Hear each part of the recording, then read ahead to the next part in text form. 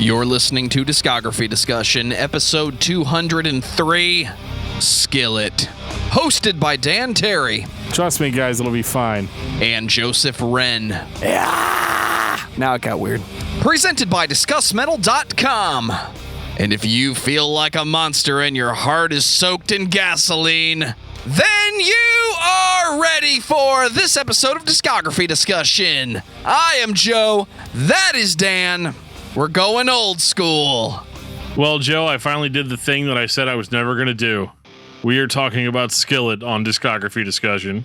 Is that the only thing you said you weren't going to do? Oh, not even close. So many things. I definitely said we were never talking about The Offspring, and we did. I definitely said we would never talk about a rapper, and we did. I guess what I'm saying is, like, I'm a pretty cool guy to hang out with, but don't let me make you any promises. Because I am a promise breaker. Yeah, I mean, it just is what it is. It's what the people want. You so have no boundaries, dude. I want to get this out of the way immediately. Yes, I know Skillet is not a metal band, nor are we trying to convince you, the good listener, that they are a metal band. But I do think that they are important enough to talk about in the sense that a lot of people got into metal listening to bands like Skillet. You really think a lot of people got into metal listening to Skillet? I do. If you're 12, 13 years old and you like harder edged music and I'll go parents... one step further, dude. If you're 12 or 13 years old and you're in youth group, you are still listening to Savior off of Collide. And you are still being told it's the greatest song ever written. And you're listening to, bands like Red and probably whatever POD put out last year. I'm going to quote Sweeney Todd, hopefully once in this episode. You are young. Life has been kind to you. You will learn. You will Skillet absolutely is learn. Fine, dude. I've listened to Skillet. We listened to Skillet back in the day a lot more than, well, I guarantee you'll admit it on this episode. Oh, I'll admit it. I listened to a ton of Skillet back in the day. Like, so much. They have a lot of good songs. They definitely have some weak points in the middle. And you will criticize them for always sounding different, at least until recently. I'd say the past 4 records, they've hit a sound that they're comfortable reproducing. But back in the day, Skillet always sounded different. Every album had a new style, a new focus. That's intentional, clearly. And to quote John Cooper almost directly, that is the point. It's a ministry-focused band. They're trying to appeal to as many individuals as they can because the goal is to catch. It's not to retain, maintain. I think with Skillet, they are just one of those bands that has consistently changed and has a really interesting musical arc to talk about, because I think there's a lot of people that have heard Skillet recently that probably aren't even aware of what their origins are. I think everybody knows at this point that Skillet is a Christian rock band, but that's kind of all they know. And this is a band that I've been listening to pretty much since they've been a band. I wouldn't say like back in 96 I was listening, but I went through that whole youth group culture phase where everybody's like, oh, you got to check out Skillet. It was you listen to POD, 1,000 Foot Crutch, and Skillet.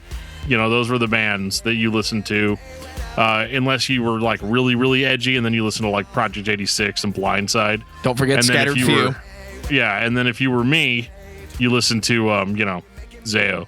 So it is just kind of what it was. I definitely wasn't listening to Zayo when I was listening to Skillet.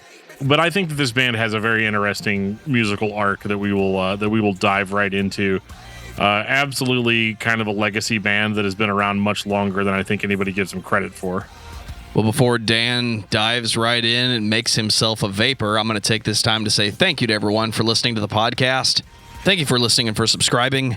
If you are not a subscriber, then you can find everything Discography Discussion at discussmetal.com. We are on Spotify, Apple and Google Podcasts, TuneIn Radio, Stitcher, iHeartRadio, twitch.tv/DiscussMetalDan for all your game streams and live recording needs. So if you have an Amazon Echo or a Google Home, you have no excuse. Ask it to play the latest episode of the Discography Discussion podcast, and it will. We're also on Facebook and on Twitter at Discuss Metal. Be sure to like, favorite, and subscribe. It really helps us out. It lets us know you're listening. And now Dan is going to tell us all about 5-star reviews. I am going to tell you about 5-star reviews. 5-star reviews are a way to boost my confidence and make me feel like I am delivering to you the podcast that you deserve. And if I'm not doing that, let me know. And if I am doing that, let me know. I like it all. I like to hear it all. I like to hear people talk about me and the thing that I do. Blah, blah, blah, blah. Absolutely. Keep sharing the episodes. Keep sending us messages. Just stay in touch. We love hearing back from you guys. It's literally one of my favorite things to do. It's easy to just talk to a wall and record it and put it out there, but having you guys join the conversations in the way that you have, it has been really, really, really cool, and is part of the reason we started doing this, because we want to have a conversation with you. We don't want to talk at you. We want to talk with you. We got a tweet in reference to our Atlas episode of Discuss Metal that I sat down with John Amos, and the tweet is from John Amos, and he says, had a ton of fun talking about Atlas with Dan over at Discuss Metal. Check it out if you want to learn some stuff about the history of the band and our album Into the Sea. Definitely a lot of history in that band that I was not aware of. I even said straight up, I was like, yeah, I just know that you guys put out a record, then that was it. What was up with that? And then he proceeded for 45 minutes to tell me exactly what was up with that. That record is definitely one of your favorites. We featured it on a recent Patreon review. There'll be links to that in the show notes if you guys want to check that out. $1 a month gets you into that exclusive album review feed. You ready to talk about some Skillet? Oh, I am ready, man. I spent a good hour and a half cooking a whole bunch of taquitos, and I made the chicken for the taquitos in a skillet while listening to Skillet. So I just wanted to get the full effect. So, Dan, tell me about Skillet. Skillet is a Christian rock band from Memphis, Tennessee, or as John Cooper, lead vocalist of Skillet, would just like me to just call them a rock band, because let's be honest, that is what they are. But they are a ministry band, and they definitely were a staple in youth group culture. Probably still are a staple in youth group culture. Yes, they are. I can't imagine their popularity has waned in any way. Absolutely not. So it's really interesting with this band. So they came out in 1996 and actually got a record deal really fast. And originally, I think John Cooper and another guy whose name I can't remember right now was in the band.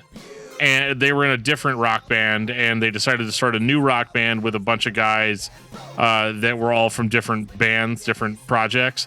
And they came up with the name Skillet because they're like, yeah, in a skillet, you know, if you go to Denny's and you order the skillet, it's going to have a whole bunch of like different elements in it. And for them, the different elements were these guys that were all from very different bands, but they all came together to do this project called Skillet. Well, it didn't stay a project long when they got a record deal, and they immediately needed to put a full-length record out. And that's how we end up with their debut. 1996. Skillet. It's a white background. It has a skillet on the cover and a little arrow pointing to the cooking apparatus, calling it exactly what it is. I want to be the first person on this podcast to say this. This is a horribly underrated record. I'm definitely nostalgic for it. This is an example of no matter what era of popularity the band was in, when you first heard about the band, the debut record still sounds different even than that. Like, this band has a lot of different influences and a lot of different eras of music, but this is such a drop in the pan. That's right, I said it. In that they do something wholly unique on this record that they don't really do on any of their other releases. And what do? Well, they play like mid-90s grunge rock on this record.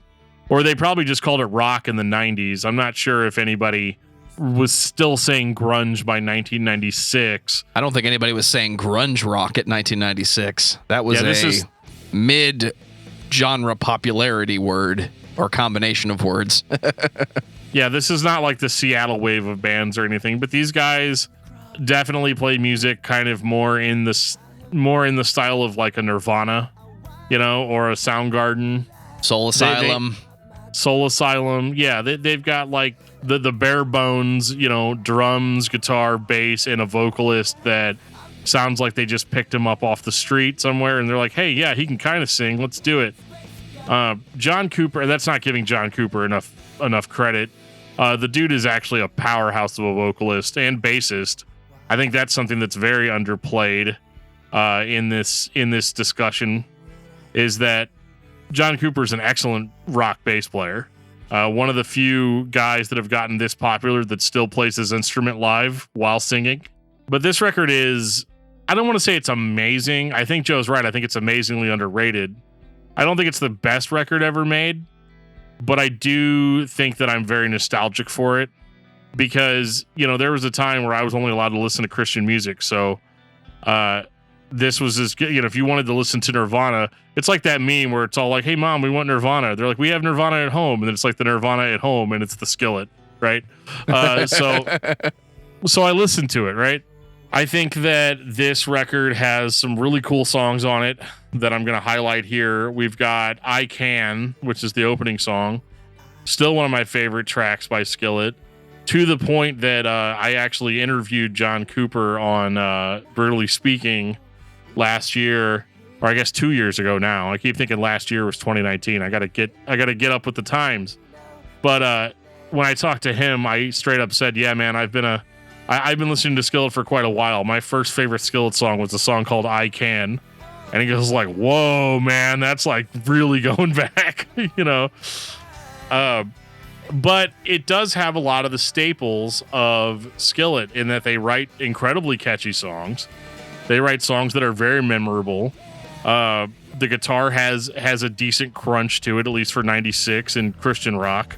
It is really, I've heard a lot of bands try to play this style, but I feel like in a certain sense, even though, yeah, you've got Nirvana influences and stuff, you have an influence. This is not one of those like comparison charts of like, this is the Christian Nirvana. Absolutely not.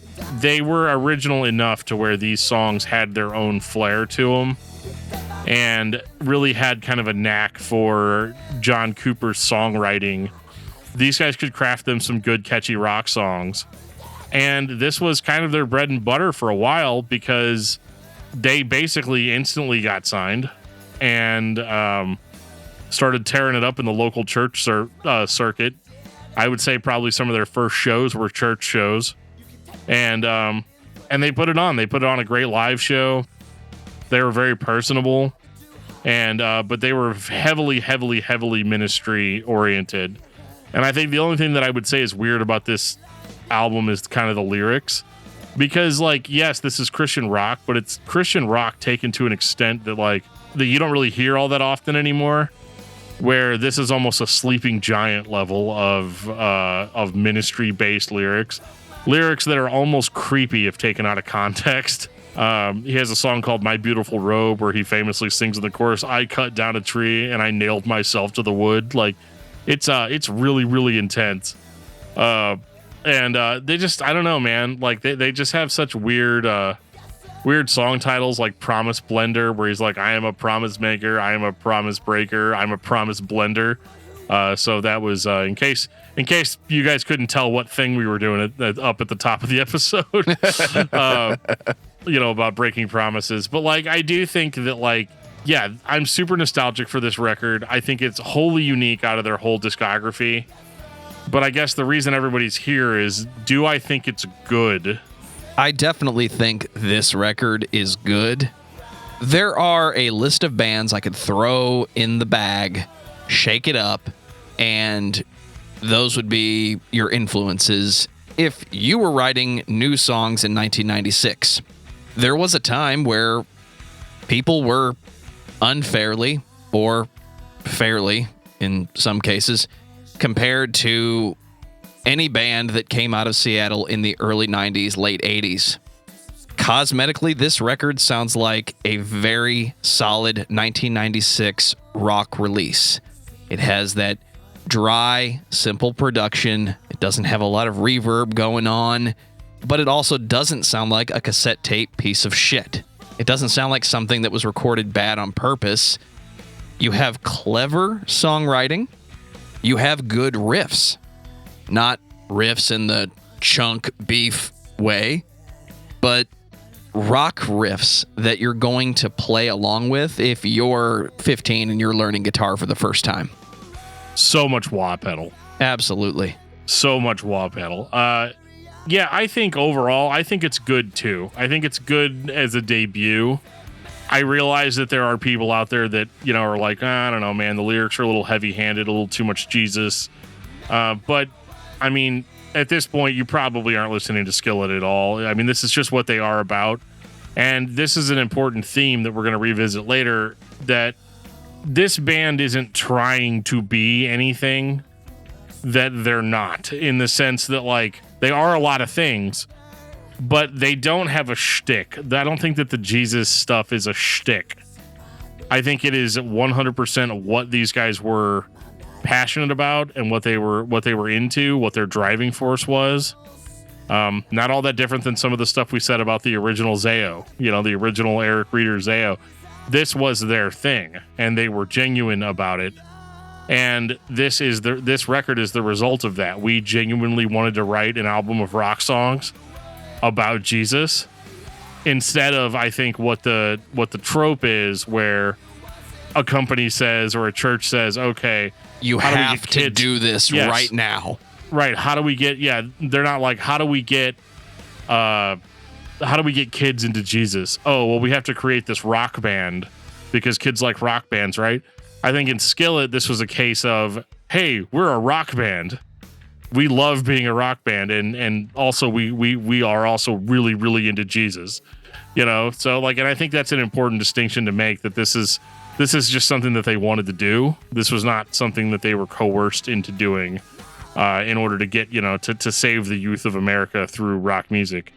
And so it's, this thing kind of stands out as a little bit of a hidden gem, not to steal Metal Jesus's stick, but like, it's definitely, it's a good record. It's a lot of fun. If you're into mid-90s rock, it's definitely a fun listen. And if you've listened to Skillet for any amount of time, it does not sound like what you're expecting. I think this album is underrated. It's one of my favorites. I can't say it's my favorite Skillet record, but it's one of my favorite albums because everything that I put up with when everyone around me wanted to listen to Skillet, there are songs that I like, there are songs that are just not that good, but you had to tolerate that. I don't think this record is a record you have to tolerate. You're going to like it because it has good songs and it really doesn't miss. No, not really. And it actually doesn't have a lot of the shortcomings that we're going to talk about with some of their later releases. It's interesting that the debut was this strong, and then you kind of start moving into some weird territory as we go on. Let's get weird then. 1998. Hey, you. I love your soul. Who, me? My soul? You love it? Okay. Well, okay, so this is one of the weirdest stylistic changes that you would just not have seen coming. If you had bought the debut Skillet record in 1996, and you're like, yep, this is Skillet, they're my new favorite rock band, and then they're like, yeah, we are a rock band, but you know what else we are? We're an electronic band. And then you're kind of like, wait a minute, what? And so this is not like industrial music necessarily. I think that they do eventually get there, but this is not really industrial. This is just like it's kind of like the later Power Man 5000 albums, where it's a rock band. Like, they're still a rock band. Like, that band that put out that 1996 Skillet album is still in there somewhere, or maybe they're not. I know there were some lineup changes in between, which probably explains a little bit of it away, but your principal songwriter is still there. So what you have really is, you don't have an electronic rock album. You have a rock band that threw some electronics down on top of their stuff. I think this is actually before the Corey Cooper, Marilyn Manson influences snuck in. Oh, yeah? Well, every source I'm maybe looking at says this is still a trio in 1998. That's interesting. That does not mean that they didn't have studio influences, but yeah, dude, the personnel, it's the same three. Same three guys that made the self-titled Skillet gave you Hey You, I Love Your Soul. Well, that's interesting then. Yeah, because it looks like Corey Cooper didn't come in until after the record was out. Correct. And Okay. Corey Cooper snuck in some very less than Christian influences, depending on who you ask. Yeah, because I mean, at this point, we're reaching on just pure speculation territory. Absolutely. There are things that might be, and then there are things John Cooper has said in interviews.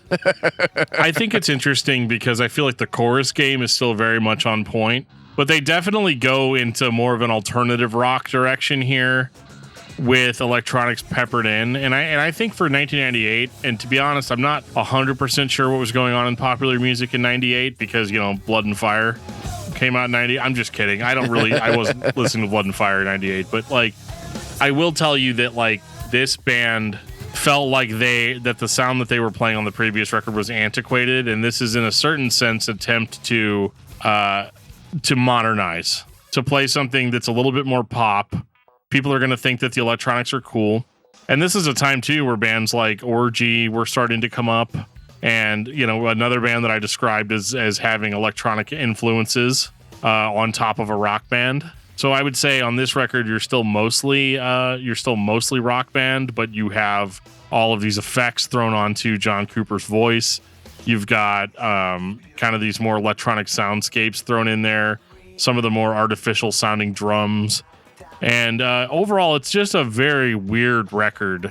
It's lyrically kind of cringe. I mean, I feel like Hey You, I Love Your Soul, that's going to be a hard sell if the people that you're trying to aim this at are non-believers. They're gonna like probably not be totally down with a record that's so overtly Hey I Love Your Soul.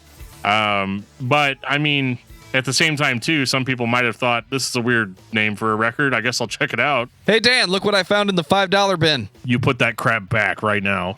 Yeah, it's a weird record. I mean, there's really not a whole lot to say about it. It is not my favorite Skillet record that sounds like this. It definitely sounds more like what you would be listening to in 1998 if you were listening to alternative radio stations 9 hours a day. A little bit less this, more nu metal, but you get the point. There was a point in the 90s where everything was electronic and supposed to sound like DJs had laid their hands on it, even though it was just programmed drums, and it had that European pop sound.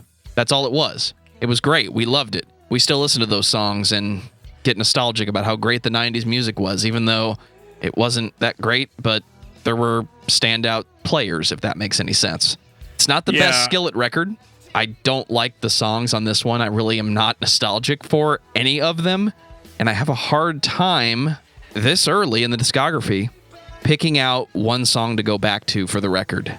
I really can't say there's a reason I pick up Hey You, I Love Your Soul and listen to it. I like the title track okay, and I think mostly because of kind of just the ridiculousness of it. And it's weird because like lyrically, I feel like it still does fit in with some of the weirdness that was on the first Skillet record. But at the same time, like this is not great. This is kind of a weird birthing pain. It's a weird left turn that they took after having a more stripped down rock sound. And it's a left turn that they're going to stay on for a while. And I don't necessarily think it was the best move for the band, but I can tell you that if you like the concept of an electronic Skillet, they will deliver that in a much more palatable fashion as they go on. But this is still this is odd. But I have to make mention of something here. This is a period in the history of Skillet where I feel like they were uncompromisingly creative. It didn't always hit, like that's for sure. It didn't always hit, but they were legitimately experimenting with what they could do and trying to find their voice and trying to find their sound. And yeah, unfortunately, it doesn't come across very well on this record. But I think they decided like, okay, we're going to stick with these electronics and we're just going to try to do a little bit better of a job at it next time. 2000, Invincible. So this was the period of time that I was introduced to Skillet. Corey's here. Yep, Corey's here. This is a purely I don't want to like throw the word industrial rock on it, but I guess that's basically what it is. If you look at the cover of the record, the band basically is doing their best orgy impression.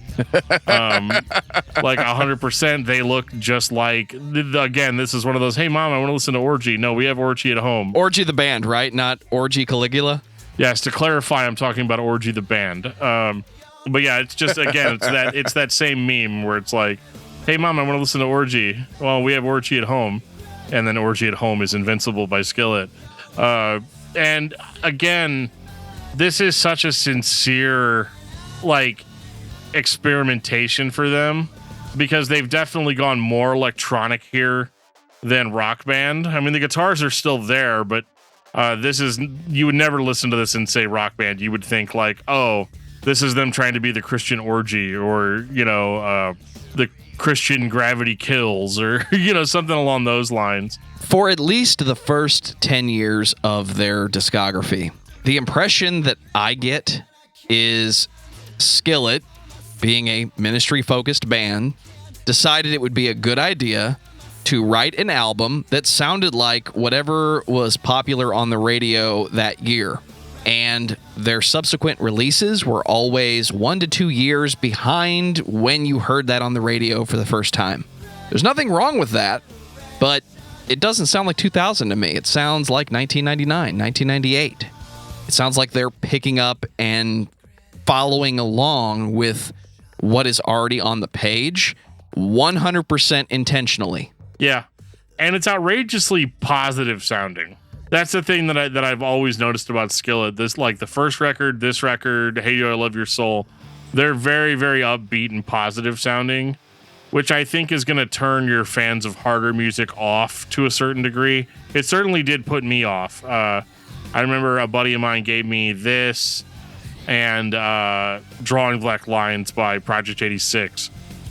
So which one do you think I listened to more, as an angsty teen? Gee, let me think about it for a second. Yeah. Does this album have a song called Play On? It does not. I think you were listening to Drawing Black Lines then. Because, I mean, John Cooper was a cool vocalist, like a cool rock vocalist. I don't think anybody's denying that. But he was no Andrew Schwab, as far as angst and that sort of thing goes. So, like, yeah, I gravitated towards, kind of the harder music. Whereas Skillet always kind of came across to me as just kind of this weird band that people that liked other bands that I liked. And so I felt like I needed to spend more time with Skillet. And so I didn't spend a lot of time with Invincible the first year, but it's in the years since it's kind of grown on me. I like how catchy it is, and sometimes I just want to feel positive as an adult. And so this is kind of a weird, like, I get to hear electronics, like an electronic rock sound, but it doesn't have like all the darkness in it that a lot of other bands do. And you guys know I'm all about the evil and darkness, but I don't know. This record was so positive that it turned me off as an angsty teen, and it wasn't until I got older that I appreciated it. And I do think also this is still, again, a sincere attempt to be creative. They come up with some of their most creative ideas. They shift dynamics almost a little too jarringly at times. You can have a song like Invincible, which is kind of like a more like almost like a Power Man 5000 sort of like I'm invincible and all that. But then you have a song like Come On to the Future, which is just like unicorns and rainbows flying through the sky, on a sunny day sort of change. So like I feel like they were never really good at blending their elements together on these records. It's like it comes off as very, okay, we're going to try this thing. Okay, now we're going to try this thing. Okay, now we're going to try this. Okay, now we're going to try this. Okay, cool. Oh, did we get to 10? Oh, we got to 10. Oh, okay, well, I guess cut it and put it out. And that's not giving them a ton of credit, but like I do think that as skilled as songwriters as they are, I think their chorus game is absolutely some of the best in the industry, but even at this juncture in their career. But I do think that like if the goal is to reach people, you almost kind of have the opposite effect when you come in super positive like they do, because people that are down and out are already down and out. So when somebody comes in all bright and cheerful, my reaction is to have nothing to do with that person. And so they don't really have the angst here that a band like this needs. in order to actually relate to somebody on a personal level. And I think they realize that. Are we ready for Alien Youth? Oh, God, I guess. 2001. And yes, I started with Vapor. Yeah, I always skip the first track. Alien Youth has some of the most cringeworthy Christian rock lyrics on it that I've ever heard in a song. When you start your song off with Worldwide Jesus Domination, that's rough, man. I don't even know what to say to that. I know what you meant, John, but I don't think everybody was going to necessarily know what you meant or interpret it the way you think that it was going to be interpreted. And that's fine. I say dumb stuff all the time too. But like this was not amazing as far as that goes. Alien Youth comes off as like a song that you would hear off of Invincible. But one thing that I do like about this record is that the guitar is back in full force. This is the first time you really get a full force guitar out of Skillet. Yeah. If the previous albums have a discernible flaw that I can call out, the guitars are thin. On Skillet, that works. It makes sense. But if you're a fan of this band back in 2001, the one thing it's lacking is a little bit of beef in the guitars, guys. And you get that here. Don't quote me, because I can't find the interview that I read probably 15 years ago where each record was talked about with the band. But the over-the-top synthesizers and sometimes direct guitar sounds that you get on this, that was Corey listening to Marilyn Manson saying, "This is what we're going to do next, guys." And I hate to say it, if you heard none of the other material, this kind of works. But it doesn't work 100% of the time. We're already not recording albums of songs, but we're trying our best to hit as much as we can. And Vapor is one of the few hits on this one. I agree with you. I think Alien Youth has one fatal flaw. There's too many worshipy CCM style songs on it. Because one of my favorite songs, in addition to Vapor, which I think is probably one of the strongest on the record, there's a song called Eating Me Away. It starts off dark. It sounds angsty. John Cooper actually sounds angsty on this record for probably the first time. Now we're not getting that super positive vibe. We're getting a little bit more of that Marilyn Manson type of like talking deep and but then you can be down in the depths of despair with John Cooper and his weird industrial complex and all this stuff. And it sounds dark and it sounds gritty and it sounds very much on par with what they've been going for, I think, since probably Invincible, where they're trying to make a legit industrial rock / metal type record. And then he comes in with a chorus that's just like I said, nobody can top John Cooper's chorus game. The guy is one of the best out there as far as being able to deliver in a chorus that genuinely makes you feel good when you're listening to it. So they play with that darkness and light dynamic really well on this record, but they don't do it enough. For every banger on this album, there is 2 worshipy acoustic CCM style songs. And that really, really drags it down for me. Especially, there's only one that I'll note, a worship song called The Thirst Is Taking Over, that I think is really, really well done. And I think that if they had loaded this record up with more songs like Vapor and Eating Me Away, Kill Me, Heal Me, Ripping Me Off is just pure cringe. But like, if they loaded it up with heavier songs like this and then threw just the one worship song on there and it was Thirst Is Taking Over, I think it would be a much better record, because I tried really hard to like Alien Youth because there were songs on there that were genuinely good. And then, but like, when you have a song like Vapor or like Eating Me Away, which just, they 100% nail, but then you see them fail hard in songs like Alien Youth or Ripping Me Off.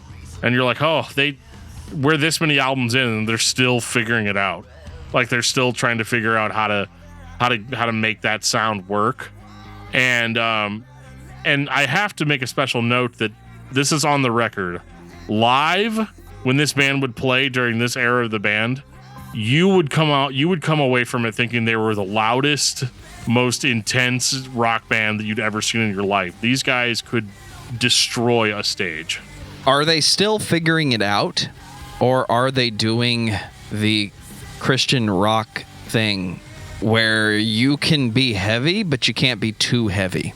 And I'm talking about the manufactured kind, the kind where it always has to have a happy ending. And yes, I know that's the point, but you know what I'm talking about. You take it to 11, don't just stay there. You got to bring it back down. You got to balance it out, guys. Yeah, and I think that is one of the interesting things about Skillet is that, you know, and I tried talking to John Cooper about this, but our interview, we had a very strict time limit, so unfortunately I didn't get to ask him all of my 8,000 questions. But that's one of those things where I almost want to say, and I could be totally speaking out of turn here, but I want to say the record label had more to do with Skillet's creative direction at this point. Because I think you hear songs like Vapor, and then you hear some of the later stuff that when Skillet wasn't like necessarily in the Christian music industry anymore, the kind of stuff that they did once they were freed from kind of that. I think that John Cooper wanted to write these heavy, loud, fast rock songs. And I think the labels, because a lot of times the labels are publicly traded companies, or maybe they're privately owned by private investors or whatever. And these are all parents of kids that are like, yeah, I like that you guys have the Christian rock out there for the kids to listen to. But, you know, there has to be something about your record that distinguishes it as religious or quote, or as I like to say, safe for youth group kids to listen to. Absolutely. And even though there are times on this record where Skillet skirts the line with that, you know, I don't feel like they were necessarily allowed the pure creative freedom that maybe they should have been given. And so they're like, yeah, well, you have to have worship songs. You know, and I understand why, because like you play the worship songs on your CCM radio stations, and then you throw Vapor on like a Christian rock station, you know. If you're lucky, you might even get it on secular rock station, but probably not this year, not this band, you know. You record a live record of praise and worship acoustic songs because we're Skillet. That's what we do. And I don't think that those songs are insincere. Absolutely I think they're not. exactly what they're what they wanted to be. But this is the part where the band plays as many different ways to get your attention. The goal is to get your attention, but it's not insincere. It's just frustrating as a listener. And I'm glad we're at the point in the discography. 2003. Dan, are you ready for them to almost get a perfect score? Yes. Should I start with track 1 or track 2? Track 1. All right, then. Collide. This is the Skillet you wanted. This is, and it's weird because you didn't know you wanted it. Because I remember thinking after Alien Youth, like, okay, because I'd seen them live a couple times and they were playing this song called Energy that they were like, this is going to be off our new record. So a couple of things changed. So, you know, your main keyboardist in the band picks up a guitar, and now you are a 2-guitar band. John Cooper's doing all these interviews with people, and he's like, here's the thing. You know, we're out touring with bands, or we're playing shows with bands like POD that are significantly harder than what we're playing. And you've got these guys getting up on stage giving these testimonies about how, like, you know, their parents walked in on them ODing on drugs, or they were committing suicide and they were da-da-da-da. And he goes, I always just felt like if we were going to reach people that are in that place in life, then we have to also be able to be relatable in that regard and reach out to people there. People like that aren't going to listen to Alien Youth. They're not going to listen to Invincible, but they might listen to Collide. And I think that's what's interesting is you've dropped the electronics, at least in an obvious way. So this is, again, a very like 180 genre switch where they're like, okay, we started as a rock band, we're going to go back to being a rock band. And so you get this dual guitar attack and a guitar tone that even to this day Skillet has never really been able to reproduce. This is the crunchiest, heaviest Skillet record ever. Like it is. And it's interesting that this is where they kind of were not necessarily, I don't remember if they had switched labels, or I think they put this out on the original label they were on, and then another label picked them up. I think that was Lava Records, which was a subsidiary of Atlantic Records. That's how you get Open Wounds. That's how you get Open Wounds, right? Because my original version of Collide doesn't have Open Wounds on it. But I think there's really no way to describe this because it's so different than everything we've been talking about up to this point. John Cooper comes in with his famous gravelly delivery, but he doesn't sound super positive. He doesn't sound super stoked to be there. He's actually sounds kind of mad, kind of angsty, kind of upset. Screams, does actual, harsh vocal screams on some of the songs, which I think nobody was. Again, you can't listen to that self-titled Skillet album and tell me that by 2003 this guy's going to be screaming over heavy guitars. You just don't think that. Now, when we say heavy, obviously what we mean is this is outrageously world-annihilatingly heavy for Skillet. Absolutely. The songs are there this time. This record opens with Forsaken. Has the hook. It has the riff. It has the beef, but then it sneaks in some acoustic elements that weren't really there before. There's electronic implications on this record, but nothing like Vapor. Nothing like Invincible. We're not going back to that today, guys. I think Skillet was listening to Sevendust because Sevendust is the band I point at whenever a band has heavy grooves, overwhelmingly hammer fist on the ground guitars, but then you got to sneak in the acoustic. And keep in mind, you have a singer who can sing a chorus better than your favorite singer can. It so fucking works this time, dude. It works. It's that lightning in a bottle moment where it was the right year, it was the right mindset, and the songs were there. The songs were 100% there. You're not allowed to make a Skillet playlist. You have to pick the albums that work as themselves. This is the first time since the self-titled I can really say this one works. This was great. I mean, this is when I didn't feel weird telling people that I like Skillet anymore. This is also the record that you're still going to hear if you go to youth group. Just saying. Oh, yeah. Savior was a huge hit for them. And I think it's hilarious, too, that, only Skillet's the only band that can write a chorus like what you want or what you got, what you need, gonna be your savior. They're the only band that can get away with that and not immediately be just completely, ignored by people. This was their breakthrough. Well, this was the beginning of their breakthrough. And I think it's interesting, too, because I think this record is aimed at the Sevendust fan. It's aimed at the Linkin Park fan. It's aimed at kids that like nu metal, but nu metal hasn't been cool for 2 years, and so this isn't quite that. There's nobody rapping over DJ scratches on this. But the mindset's there. The second wave nu metal bands. Melodic, hard rock, and heavy. Yes. That's what they're doing, and they nailed it. I said earlier, do you want to hear them almost get a perfect score? It's not for trying, dude. Upper echelon of the 90%. This is a solid listen. If you just put it on today, just listen to it. If you haven't listened to Collide because, I don't want to listen to Skillet, just listen to Collide, guys. Come on. I would even go as far as to say that if you're going to listen to one Skillet album, listen to Collide. This is the one? This is the one. If you're going to only listen to one record by this band, this is the one that you want to start with. So that makes talking about this next record a little hard. Can we just keep talking about Collide? We'll just go on for 2 hours about Collide and then be like, all right, guys, tune in for part 2, and then never release it. Yeah, dude, my obsession is this album, right? My Obsession is a great song. I'll give it that. 2006, Comatose. And for the very first time this year, in 2021, I'm going to make this analogy.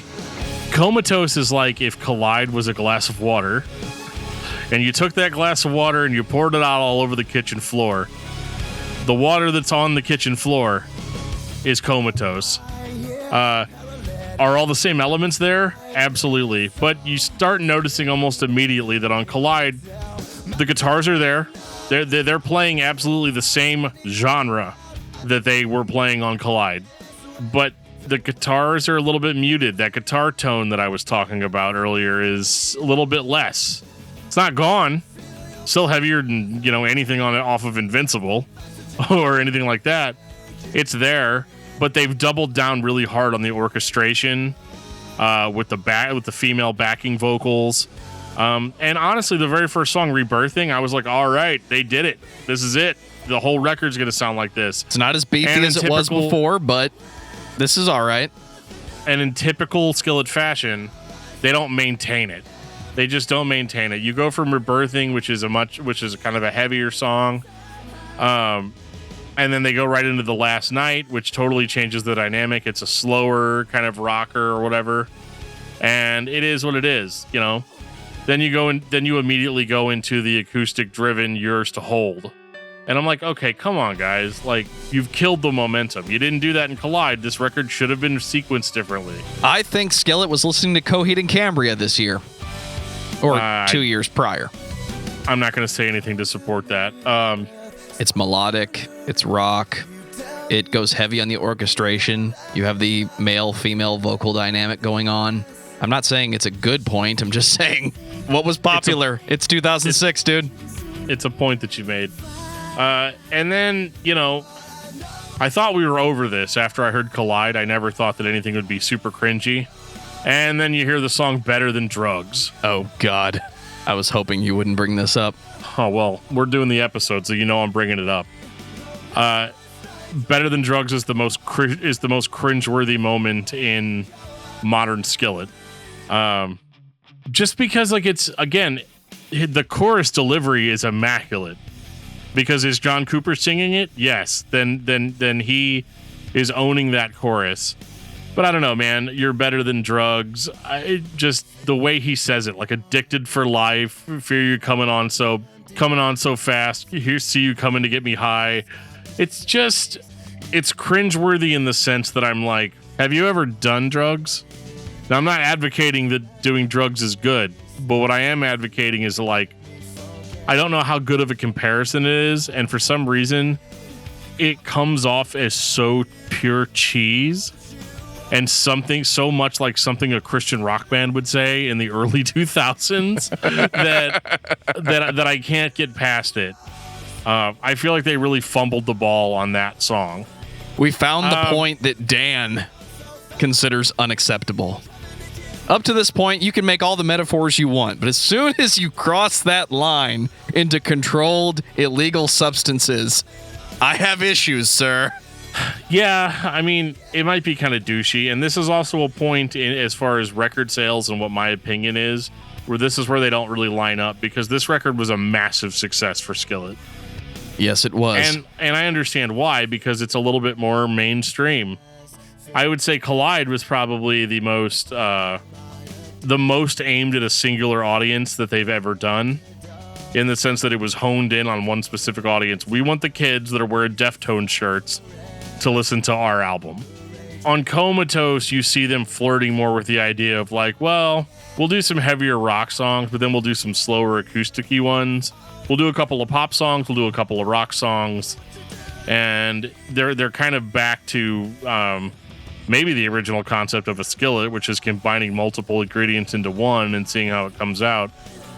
But the last record was so good, and this one only like 3 or 4 songs that I really enjoy listening to, and that's just hard to swallow for me. I thought that they were on a really good trajectory with Collide, and this record is just more of like, okay, so you guys are kind of like fumbling around finding what the thing to do next is. But I mean, I think more or less they found it, because the plan absolutely worked. They did appeal to a larger audience. This is when Skillet isn't just headlining Winter Jam every year anymore.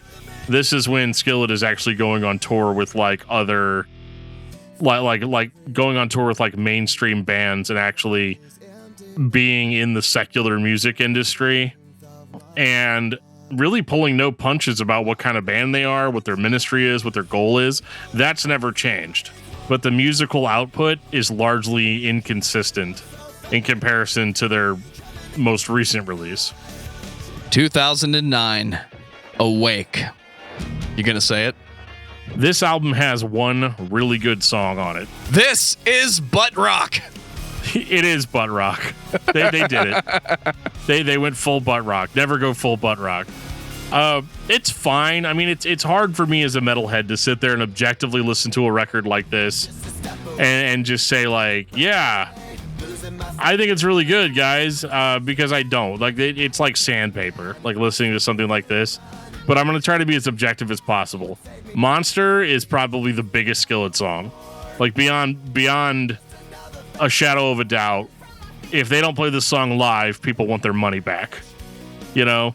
Monster is an absolute earworm. And to steal a page out of Roach Coach's book, is this the bodies of Christian rock? I would have told you that was Savior. And I think if you go to church, it still is. But Monster, it's as good as any single Papa Roach has released in the past 10 years. It's just a band now. That's fine, guys. You can just be a band. And I know I'm not talking to them. I'm talking to everybody that puts them in the box. You're a Christian rock band. You have to be appealing to everyone, the kids. You cannot change. Put this out. But you need more than one per record. Yeah, and like the sequencing problems that I have had with this release and the previous one, you go off of a song like Monster, which is just Monster's like 2 minutes and 58 seconds. It's just a tight 3-minute radio song. And then you follow it up with Don't Wake Me, which is a super slow ballady type song. It's just, it does not deliver on the promise of a song like Monster. Like, yeah, it might be butt rock, and that's fine. But there's plenty of bands I like that are butt rock now, like His Legend, you know, like it's fine. But for every Monster or Awake and Alive, you get a song like Don't Wake Me, and it's just, it's the same thing I've been complaining about since Alien Youth, that you can't just find something good and stick with it. You feel the need to always go in all of these different directions. And I don't think that it really works for you. But what do I know? That record went platinum. So, like, who cares? Who cares what I think? Obviously, I'm wrong. I don't know anything about music. Because Awake was, like, the biggest Skillet album. Might still be the biggest Skillet album. This is one of those times where I think about how we got here as metal and hard rock fans. There was that time in the late 80s, early 90s where your favorite heavy metal band or hair metal band would release a fairly decent album. And it would have some memorable songs on it. But that wasn't what was popular, was it? There was this thing called the power ballad. And every band had to have one. And if you believe some interviews, it was always the third thing that you heard on the radio. It was the third single. It was the third song on the album. It worked, guys. This is 2009. I think Skillet knows their audience. I also think Nickelback knows their audience. It's the same audience. It just doesn't work when I'm listening to this. One song is not enough to sell an album, but it's enough to sell records. Because that's what they did. They only got to hit one home run, and you don't have to play any of the other songs live. You have a playlist. If you want to make a playlist of the good Skillet songs, they're there. You're going to be here a while when you listen to it. It just doesn't hit as much as it needs to for me. Are we ready for Rise? I am ready for Rise, and this was actually... So obviously in my listening history, I had not really listened to Skillet very much after Collide, if I'm being totally honest. And so whenever we decided to do this episode, it's kind of like, I wonder what Skillet's been up to for the past 10 years. And I was actually pleasantly surprised by Rise that they actually followed kind of the, like, how do we make a record that has more songs like Monster on it? You know, like, how do we get that lightning in a bottle again and keep it? And Rise actually comes off as a fairly competent record as far as like the band being a legit like heavy rock band. This one doesn't seem quite as tropey. it seems a little bit more focused.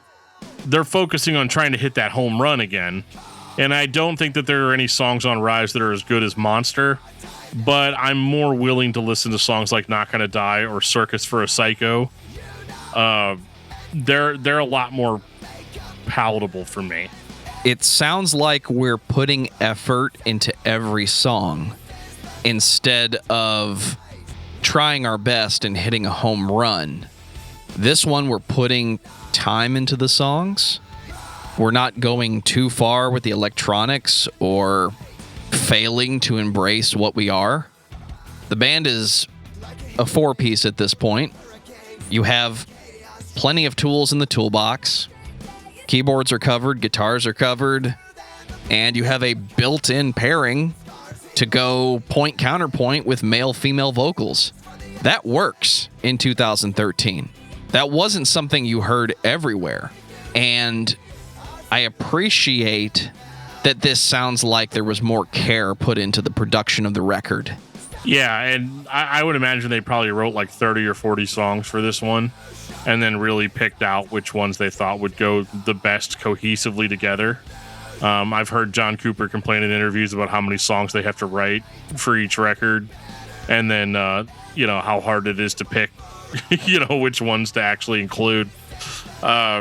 He's like, oh yeah, he's like, I've written hundreds of songs. He's like, I've written so many more songs than you've heard, and I believe that 100% that the dude's just a machine, But yeah, I think they did a really good job with Rise, and I was actually pretty surprised by it. It's still butt rock. It's still pop rock, I guess, a little bit. But there's a word that my wife always uses to describe Skillet, and that is arena. Skillet is the modern arena rock band. They're trying really hard to be that, yes. I think they're succeeding. Because like you said, they don't have to play all of these songs in a live setting. They only have to pick a few off of each record and make that set list. And the songs that they're going to pick are the ones that have loud, repeatable, shout-along choruses. And they capitalized on that really, really well on Rise. So I would say I don't feel as good about it as I felt about Collide. I think Collide's an example of that was the first time where their musical output aligned with my tastes a little bit better. Whereas this one, I'm trying to be objective and say, yes, they did a very good job on it. It's not the kind of thing that I would probably spend time listening to. But if I went and saw it live, I'd probably be into it. I'd probably be shouting the choruses along as well and having a great time. 2016. Unleashed. Unleashed in the East. Great Judas Priest concert. If you've never listened to Unleashed in the East, you need to. This is not the Skillet record for me, but it's got like some Undefeated? fucking hits on it, dude. I'll say it. You don't like Undefeated? Embraced the very popular R&B influence and threw it on top of whatever Skillet does that year. I'm not going to say it doesn't work. Just not what I'm here for, and not what I was expecting in 2016 from Skillet. Maybe I'm not paying attention to my own rules. This is absolutely what you're going to get from Skillet in 2016. Oh, yeah. Yeah, 100%. And, I'm okay with it. I thought this was a very enjoyable record to listen to. In the sense, especially while I was cooking dinner, I was like, I think they've started to figure out some of the sequencing issues that they've had in the past. And so you're not getting records that are as uneven. They're still, I still feel like part of me that they are still trying to write Monster. They're still trying to find that formula that made that so good. But I don't know. I appreciate that it sounds good.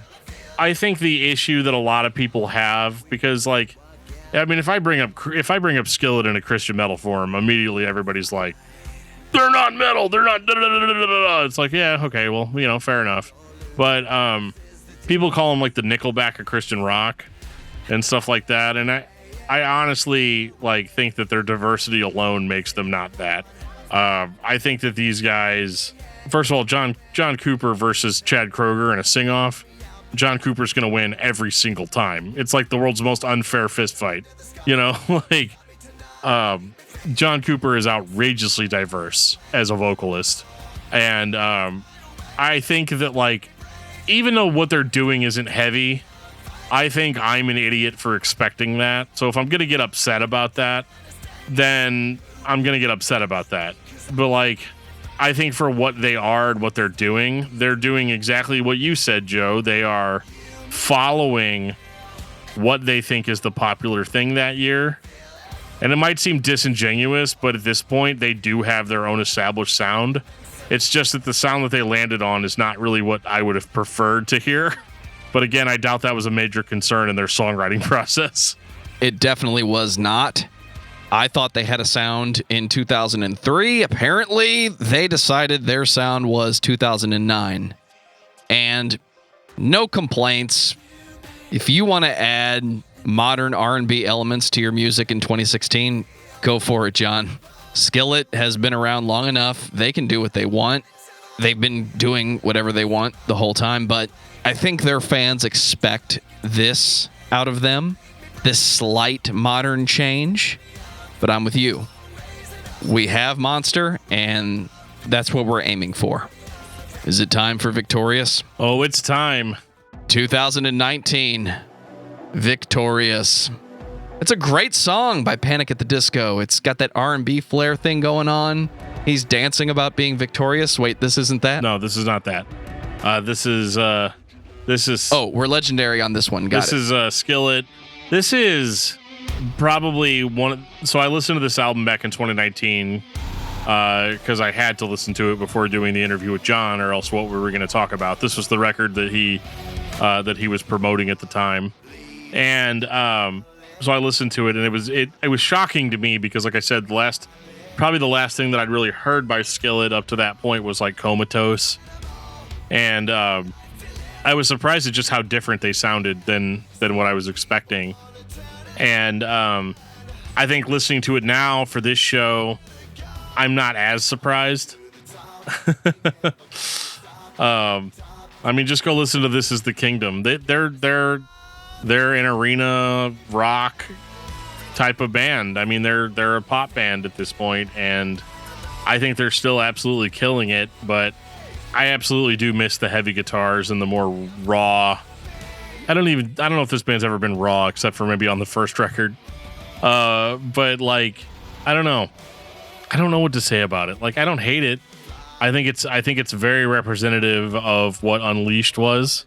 It's just a more modern update to Unleashed at this point. Every year now, or every 2 years, we're going to get an album by Skillet that is going to sound like John Cooper singing on it, and it's going to have some guitars, but it's mostly just going to be like radio rock. Let me tell you why you don't like this record. They hinted at it on Unleashed, but now they're fucking doing it. I have frequent conversations with songwriters, not going to name names, but people that write songs for a living. This record and the opening track is a great example. Skillet is finally doing the millennial whoop. You know the millennial whoop. Oh, yeah, I do. You know exactly what I'm talking about. That's why you don't like it. Because now, Discuss Metal Dan is not taking the band seriously. I appreciate how long the band has been around, and I appreciate all the hard work. I liked watching them grow from being this weird Christian rock band that some friends introduced me to into becoming one of the biggest bands in the world. I appreciate all of that.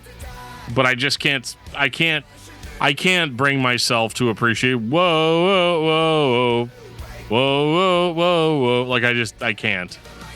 From Skillet. From Skillet, yeah. It's fine if Lady Gaga does it, right? But you're not happy with this one. I'm not really into it as much, but it's fine.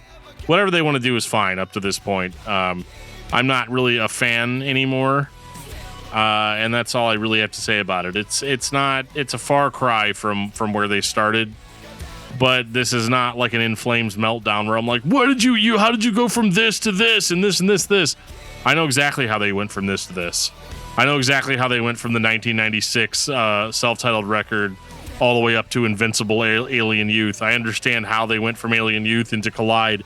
I understand how they went from Comatose into Awake. I understand all of that. But it doesn't mean that I like it. If this one came up on Shuffle, I would sit and listen to it. I wouldn't complain. But if I had to listen to this on repeat, I'd have to move on. If I want to listen to Skillet, I have records that I can pull out of my collection that I'm going to enjoy. Maybe that's nostalgia. Maybe that's what they sounded like. In 2019, Skillet continues their trend, their strategy of we adapt to what is popular and we roll with it. That's fine. I expect this band to sound like this in 2019. I'm just not here to listen to this in 2019. I don't hate it, but it's not for me. I'm not the target. I'm not even the target of the bands that never stopped playing this style. It's fine. It's okay. Final thoughts on Skillet. Dan. I think Skillet has had a very interesting career. They've gone in a lot of different directions, some expected, some totally not expected. I think that they have spent so much time crafting exactly what it takes to be a band that can sell well. And because they've always been a ministry-minded band, that's absolutely what the goal was from the beginning. Reach as many people as possible. And they're doing that. So I can't really hate on it. And I don't want people to think that I am being negative about the later records because they're not heavy. Like because I had some sort of pre-built expectation that they were going to be anything other than what they are. But I do think that at some point the band lost that creative spark to keep pushing forward and started to emulate themselves when it was convenient, and also to emulate what all of the other popular trends are. And maybe they've been doing that from the entire time and I just didn't notice it. But it's hard not to see it now with it all kind of laid out in front of me. Do I think that Skillet is a good band? Yes. I think John Cooper is one of the best vocalists, rock vocalists out there today. I think he can do no wrong in that regard. But I definitely don't feel like Skillet ever latched on to what their full potential was. Yet. They could still do it. They just haven't done it yet. I think Skillet is a band with purpose, and that purpose is very clear. I think they have multiple tries at popular sounds along the way, and they could do most of them exclusively, and they'd be very successful at that. It's surprising to me that they are as successful as they are in 2020, having changed their style so many times. But I think their fans are on board for the reason that the band exists. They're appealing to a very specific audience, and you, whoever you are. Skillet is a ministry-focused band. They play music, and they are trying to appeal to you. That is what they're here for. I'm not going to judge the band's discography on that. I think when it works, it's entertaining. I think when it falls short, it's not even tolerable. It's, I never have to listen to this song again, and there's too much of that for me personally to listen to this band on an ongoing basis.